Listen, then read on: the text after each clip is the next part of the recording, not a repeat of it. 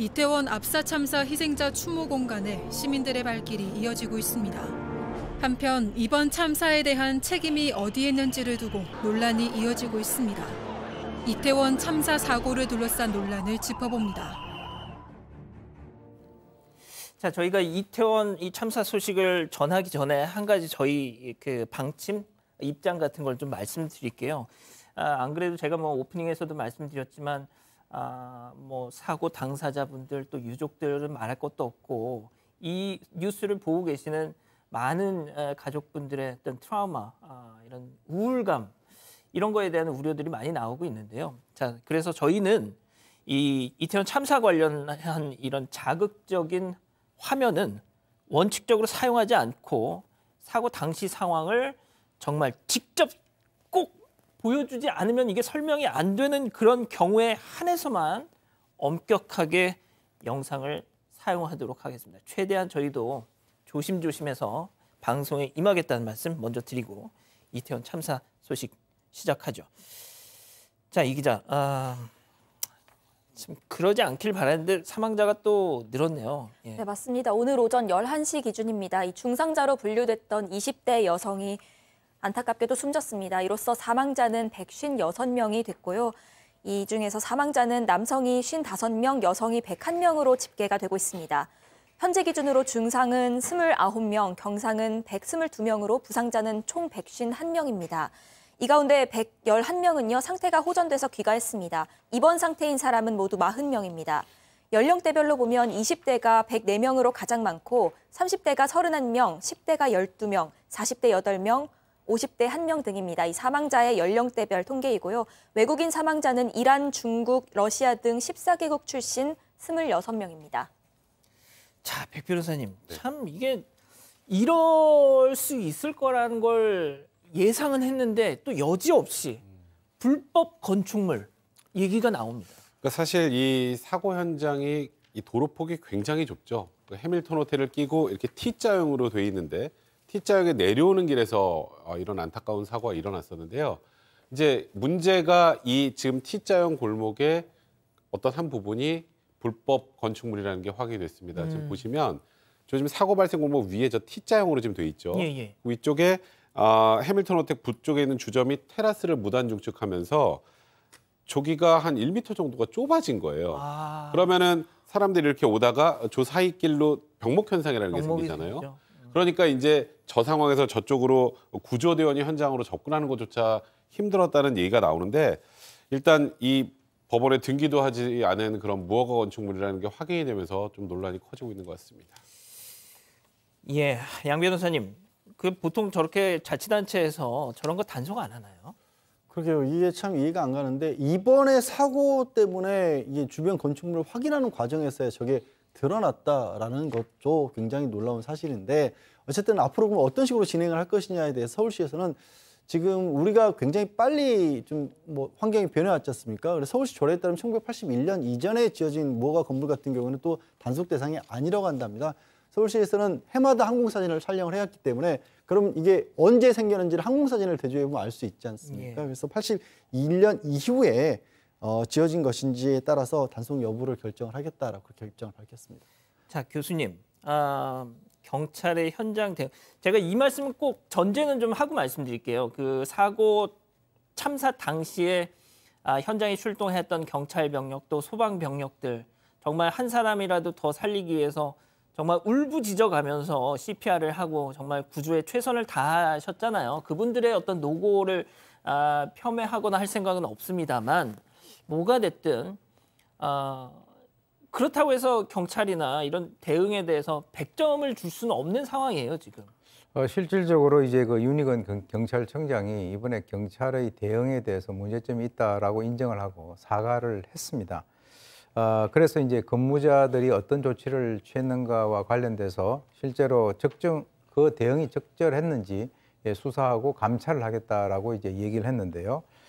사실 이제 그 사고가 발생하기 직전에 그 112에 여러 현장의 심각성을 알리는 그런 신고들이 쭉 이렇게 있어 왔는데 거기에 대해서 112가 제대로 지금 현재 그 처리를 갖다가 하지 못하고 현장 대응이 좀 미흡했다. 물론 이제 제가 봤을 때는 그런 신고를 한다 하더라도 이미 그 상태에서는 소위 얘기하는 그 시간적 기습, 이미 경고를 한다 하더라도 조치를 할 수 없는 정도로 악화된 그런 상태라고 저는 보긴 보는데요. 그럼에도 불구하고 지금 이제 사안의 진상을 규명을 하기 위해서 별도의 그 특별 그 독립적인 기구를 갖다가 설치할 계획이다 이렇게 얘기를 하고요. 지금까지는 이제 사건 현장에 아까 말씀드렸습니다마는 인근 CCTV를 중심으로 해서 여러 이제 CCTV 분석을 지금 현재 하고 있는 중인데 오늘부터는 이제 사고 생존자들 그분들을 대상으로 해서 지금 이제 수사를 갖다 하고 있다라고 합니다. 그리고 현장 목격 내용 여러 가지 것들도 지금 이제 제보 창구도 운영을 하고 있다고 하는군요.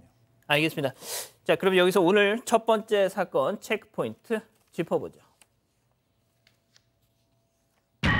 자, 누구의 책임이냐? 자, 양 변호사님.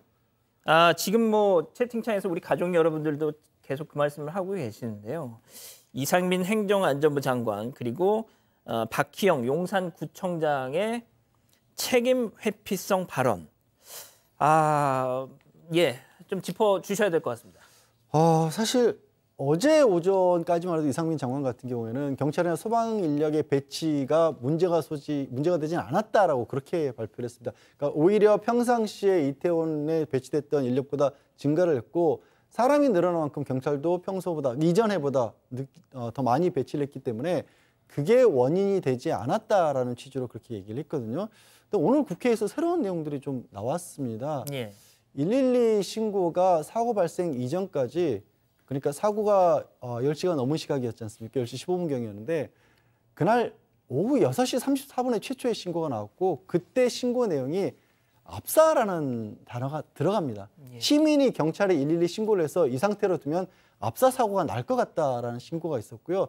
그 이후로 11건 비슷한 사고 전까지 마지막 10시 11분에 했던 전화에는 전화하는 사람의 목소리 뒤로 시민들의 비명소리까지 섞여 있었습니다. 제가 그 관련해서는 잠시 후에 다시 우리 양 변호사님께 여쭤볼게요. 네. 자, 이렇게 논란이 커지니까 이상민 행안부 장관이 오늘 일단 뭐 공식 사과를 하긴 했습니다. 일단 그거 장면 보고 가시죠.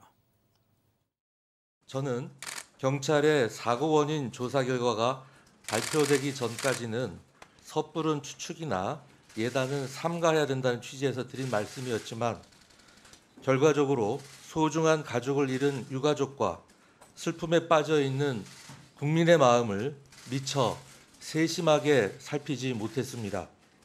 이 점 다시 한번 깊은 유감의 말씀을 드립니다.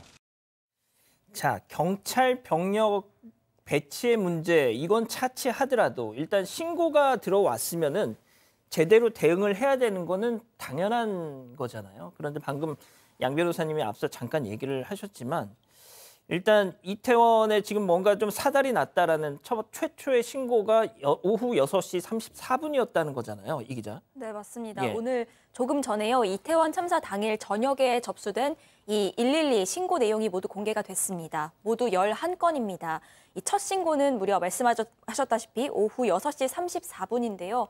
무려 압사를 언급을 합니다. 이 참사가 일어난 해밀턴 호텔 인근의 골목을 정확히 딱 짚어서 얘기를 하면서요. 사람이 내려올 수가 없는데 계속 밀려 올라오니까 압사당할 것 같다. 겨우 빠져나왔다라는 내용입니다. 이와 관련해서 또 소름이 끼친다면서요. 인파가 너무 많은데 통제를 좀 해달라고 요청을 합니다. 좁은 골목인데 위험하다면서 네, 이렇게 얘기를 하는데요. 이어서도 계속 같은 내용의 신고들이 들어옵니다. 이 사람들이 거의 압사당하고 있다. 뭐 이런 내용이었습니다. 11건의 신고 중에 6건이 직접 압사를 언급을 하고 있습니다. 예. 하지만 이 경찰은 3시간 40분 동안요. 위치를 되묻고 그게 헬로윈 때문이냐 혹은 뭐 11건 신고가 들어왔는데요. 실제로 현장에 출동한 건 그중에 4차례밖에 되지 않는다. 이렇게까지가 지금까지 밝혀진 내용입니다. 자, 양 변호사님 이게 이러면 또 얘기가 좀 많이 달라지지 않습니까? 이러면? 전혀 상황이 완전히 다른 거죠. 사실 이 상황이 저도 심각하게 처음에부터 이해가 안 갔던 부분이 이 지역이 위험한 곳이었다라는 것을 용산 지역의 뭐 주변 상인들도 얘기를 하고 있고 주변을 자주 다니시는 분들도 얘기를 하고 있고 그 얘기는 뭐냐면 관할 경찰서라든가 구청에서도 위험 지역이라는 걸 파악을 하고 있었다는 얘기가 되고 불과 2주 전에 덜 멀리 지나갈 것도 없이 2주 전까지도 거리 통제를 해가면서 축제가 있었을 때 위험이 있다는 걸 예상을 했기 때문에 그런 일들을 했던 거 아니겠습니까? 그런데 지금 조금 전에 들었을 때 처음에 이상민 장관 유감 표명하기 전까지는 경찰 병력 배치에 문제가 없었다. 그래요. 근데 문제가 없었다고 치더라도 방금 이 기자가 전해준 것처럼 당일날 시민들이 압사라는 단어를 써가면서 신고를 했어요. 예. 그런데 조치가 취해지지 않았다는 건 글쎄요. 장관의 말씀을 빌더라도 앞으로 더 뭐 감사를 해봐야 어떻게 된 일인지 나오겠지만 그것도 이해가 안 가고 그 뒤에 왜 주무부처 장관이 저런 상황이 있었다는 걸 전혀 파악을 못한 채 배치에 문제가 없었다는 말씀을 하실 수 있었는지 지금 하나하나 이해 안 가는 일들이 계속 이어지고 있습니다. 백 변호사님은 좀 어떻게 이 상황을 좀 보셨습니까? 그러니까 일단은 지금 결론적으로 굉장히 부적절한 상황으로 보이긴 합니다만 다만 이와 유사한 사건들이 그러니까 이게 주체자 없는 이런 사람들의 축제 자리에서 일어난 적이 없었기 때문에 다소 예상하기 좀 어려웠던 측면은 분명히 있었던 것 같습니다. 그래서 그와 관련돼서 적절한 대응을 하지 못했던 부분에 대한 지적은 해야 되지만 이번 사고 자체가 예상의 범위를 좀 넘는 부분도 있었다는 분도 어느 정도 고려가 되어야 될 것 같고요. 그럼에도 불구하고 이상민 장관과 박형용 용산구청장의 발언은 실질적으로 대중들이 느끼기에 어떻게 느끼냐면 나는 책임이 없어요. 박희영 구청장은 어떤 얘기를 했었죠? 일단 헬로윈은 축제가 아닌 현상이다. 그게 무슨 구청 얘기죠? 역할을 했다. 이게 무슨 뜻이냐면 예. 축제라면 예. 주최자가 있고 우리가 뭔가를 관리해야 할 책임이 있지만 그냥 여기는 헬로윈이라는 날 그냥 많은 사람들이 모인 거다. 그러니까 헬로윈에 많은 사람이 모인 현상일 뿐이니까 우리 구청 역할은 다 했다라고 하면 딱 어떤 느낌이 드나요? 하하. 나는 책임 없다라는 생각밖에 안 들죠. 예. 이제 그러다 보니까 이 지금 박형 구청장도 마찬가지고 이상민 장관도 이 부분에 대해서 지금 이렇게 엄청난 사건이 터졌는데 우리는 책임이 없다라는 그 변명에만 급급한 느낌을 줬기 때문에 좀 이 부분에 대해서는 비난을 받아 마땅한 상황입니다. 자, 교수님, 지금 이게 조금 전에 들어온 소식이라서 저희가 이제 이렇게 급하게 좀 전해드렸는데, 자, 그 당일 참사 당일 오후 6시 34분에 최초 신고가 있었고 이후에 계속 들어오는 신고에 지금 압사 당할 것 같다. 그럼 막 뒤에 이 전화 배경으로 막 사람들의 비명 소리가 들리고 그런데도 경찰이 뭐가 됐든 현장 미리미리 선제 대응을 못했다라는 거. 이거는 경찰분들의 어떤 당시 사고 참사 당시의 어떤 그 현장에서의 노력 이것과는 별개로 조금 평가를 해봐야 될 부분이 있다는 생각이 좀 드는데요. 그러니까 사실 이런 사건들이 발생하는 것은 어떻게 보면 후진국형 사고죠.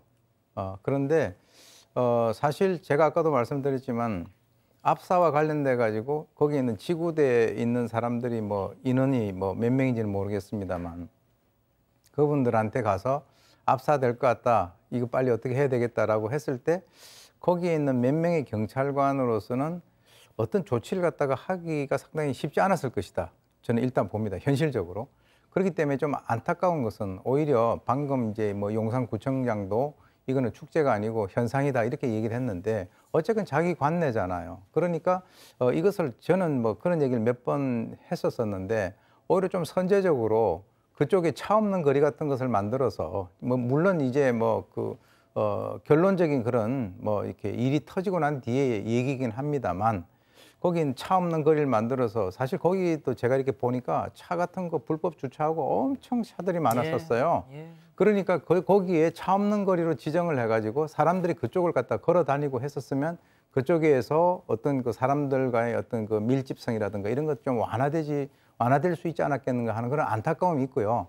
그리고 이제 아까 얘기 나왔지만 뭐 구청에서 할 수 있는 건 다 했다 이런 얘기를 갖다가 만약에 하게 되면 사실 그 이번에 그 아이가 사망한 미국의 그 아버지가 자기 몸을 갖다가 억 번 정도 찌르는 그런 아픔이다라고 하는데 사실 우리가 저희들 이렇게 얘기를 하고 있긴 있습니다만은 그 유가족이라든가 부모의 마음에 대해서는 더 이상 할 말이 없는 것이죠. 그 상황에서 우리는 할 바를 다 했다라고 얘기를 하는 순간 그것은 책임 회피성 발언이 아니고 책임 회피를 위한 명확한 발언이다라고 하는 그런 측면에서는 이 감각이라든가 이런 어떤 그 공감 능력 이런 것들이 좀 떨어지지 않는가.